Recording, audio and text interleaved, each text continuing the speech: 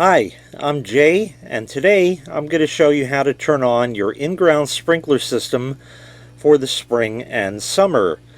Now, this is sometimes called summerization, unwinterizing. We're turning it on, basically. And no, you don't need to call your sprinkler guy to have this done. You can easily do this yourself, and there's nothing to it. You should have left your sprinkler timer plugged in and ready to go all winter, but just in an off position.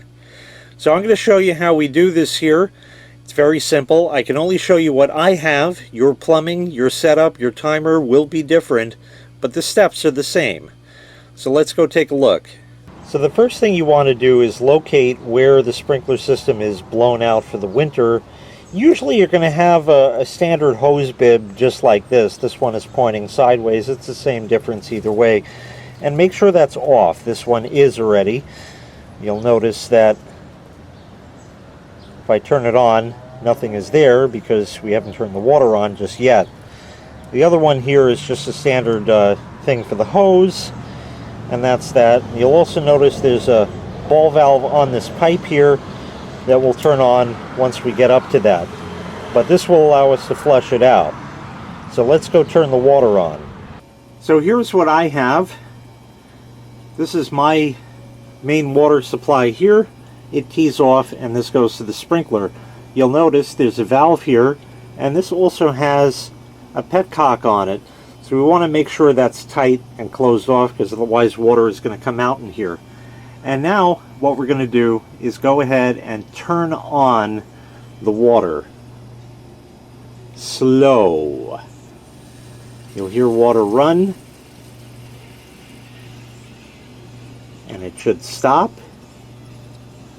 and you can open your valve all the way. And now here is the timer that I have. So what we're going to do is go ahead and set this to a manual test. Now my timer is nice in the sense where it has the time set here. This zone I don't use. This is normally off, but we're going to turn that on for this test.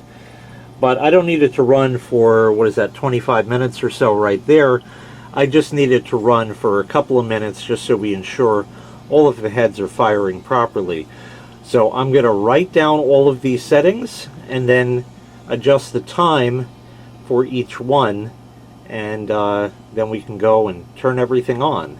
So I've readjusted my times. First zone I let go for 5 minutes, the rest will do 2 just to ensure. And we're going to go ahead and turn my dial to auto. And now the sprinkler system is ready to go on its regularly scheduled days. So now what we're going to do is hit manual.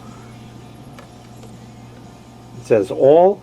We'll press enter, and now zone 1 is going for 5 minutes.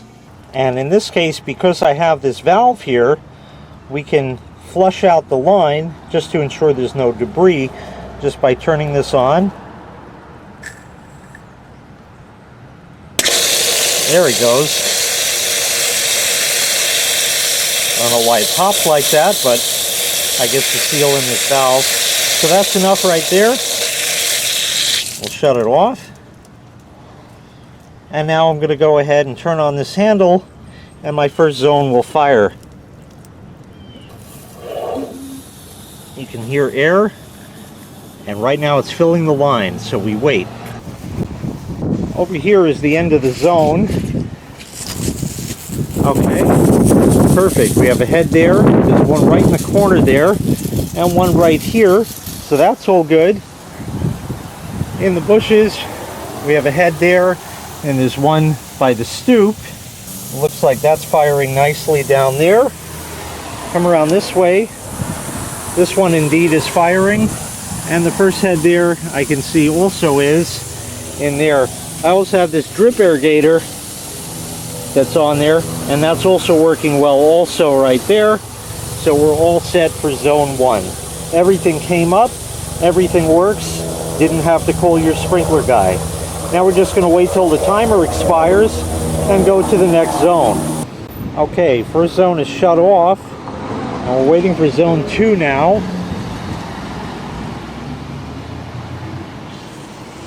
Aha! 1, 2, and 3 out by the street. So we can come over here. You can see it's all overgrown. Not a problem. Just go ahead and clean it off like this. You just use your hand like that and just kind of wipe it off. That should be good. We'll check out the next one there. We'll come around this way.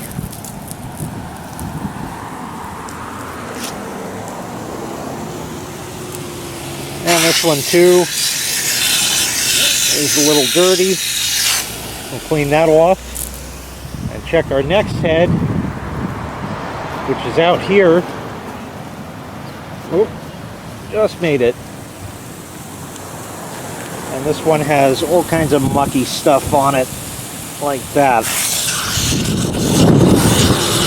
They don't have to be perfect, of course. And another thing you can do is check, make sure they're firing and spraying where you want them to. They generally don't get much out of adjustment, but you could have seasonal changes in water pressure, and you can adjust for that. And I'll put a link in the video description where you can find out how to do that, where I actually adjusted this very head because it wasn't quite hitting down to the end there. So zone 2 is working, and we'll wait for zone 3 to fire up.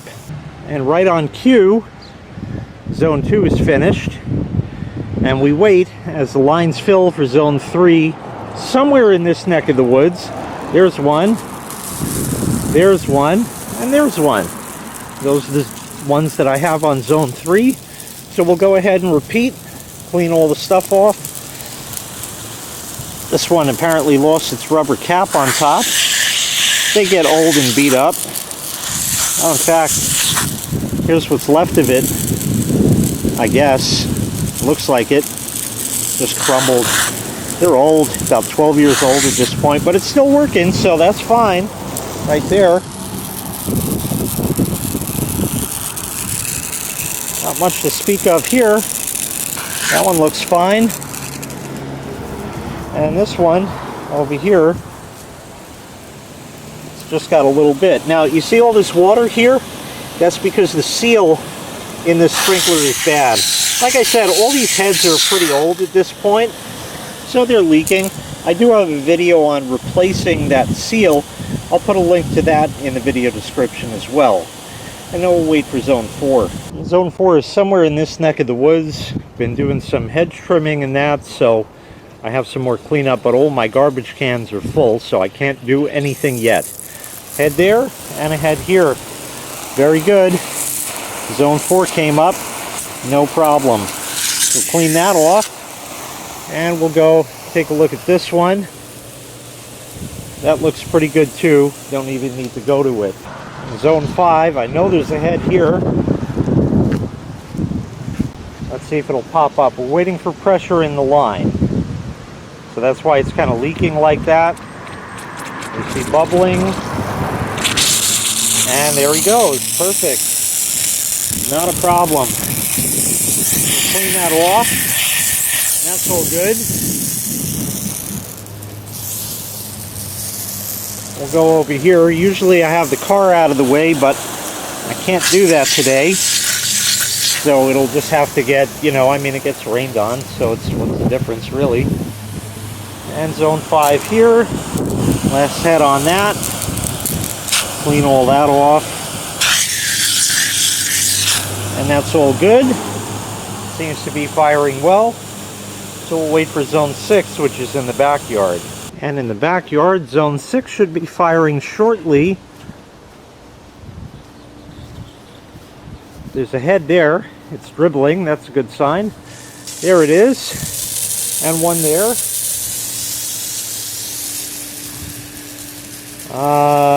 There's one somewhere here and one there, but I think that's on the last zone.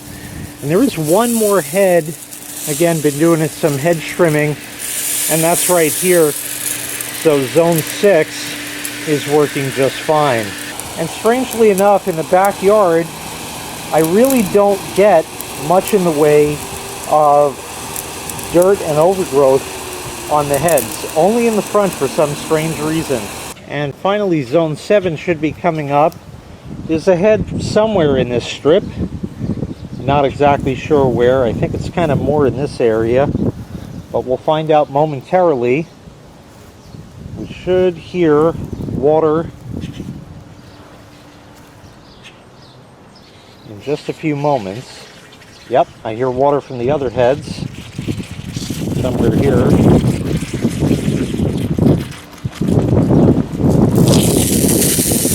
And there we are. Perfect. Just a little bit of growth on that, not much. Here was that other head over here. This one's got some growth on it. Let me clean that one off. That's good. There's one in here. Normally the chairs are not here, but everything's still kind of packed up for the winter. Haven't put them out yet. Got to clean them and that. So that's going. And one last head over there. So every single head on every single zone has come up perfectly. And now that that's all done, I can go and lower these back to 25. 5 I keep off, so that's all the way down. I use it occasionally. And there's that. We'll leave our switch on auto. And we're all set for the season. Now, what could have gone wrong? Well, of course, anything could have gone wrong, but the most things that you're going to find are heads not firing or an entire zone not firing. Now, if you have a zone not firing, that could be due to the valve itself or possibly even the wiring for it. I'm going to leave a link in the video description where you can see how I once had a bad solenoid on one of the valves and diagnosed that and then replace it. So you could see how that's done. And another thing that could happen, the worst case really would be if you just have water gushing up from the ground in a spot, which would mean that your pipe had broken somewhere. Now if you had digging or something like that, well, that could have been it. If not, perhaps an overzealous winterizer, that means someone who blows it out for the winter, might have put too much pressure in there and possibly severed a fitting, or the pipe itself may have burst, or maybe you didn't blow it out and the pipe actually froze and broke. That would be a big problem where you would have to call your sprinkler guy. Another thing that can happen is one head, all the rest of the heads on the zone are working, but that one head just won't pop up, and a lot of times that is simply due to little grains of sand or mud or dirt or anything like that get in there, and oftentimes you can fix that just with a flat blade screwdriver. You just kind of go in there and just pry it up like that and just keep playing with it, and you should be able to get it to pop up. And usually once it pops up, it should operate properly. Just check and make sure. But then I would stress that if you did have that happen, to monitor that head. Turn the sprinklers on when you're home, when you think of it, and just double check that they're working. In fact, it's not a bad idea to just double check and run a short program like I just did every once and again, because oftentimes your sprinklers will come on while you're still sleeping very, very early in the morning before you even get up. So it's not a bad idea to check them every so often. Remember that this entire thing was, for the most part, a turnkey operation. We simply turned it on and everything happened to work. In most cases, that will be the case, and nothing to worry about, and you're set for the season. In the event you do have a problem, well, you still can call your sprinkler guy. No, it's not too late, and if you have a zone, a particular zone that's a problem, you can cancel that one zone out and have the rest work, and yeah, you'll go the old school route with a regular lawn sprinkler that you could put there, or just stand out there and water it manually until the sprinkler guy gets there. That's really all there is to it. Not much to know or think about. Just turn it on, and for the most part, it works. If you do happen to have to work on a head that's maybe not popping up, and you have other sprinklers that are going to be spraying you and you don't feel like getting wet, you can just get a bucket, even a garbage can, empty garbage can, and just turn it upside down. Put it over the sprinkler, and problem solved. Very simple, so some nice little tips and tricks that you have there, and now armed with the knowledge, you can save the money you would normally pay to your sprinkler guy by doing it yourself. I hope this video helped you out. If it did, please consider clicking the like and subscribe buttons. That lets me know that I did a good job making this video, and I can continue to provide them for you. Have a great day.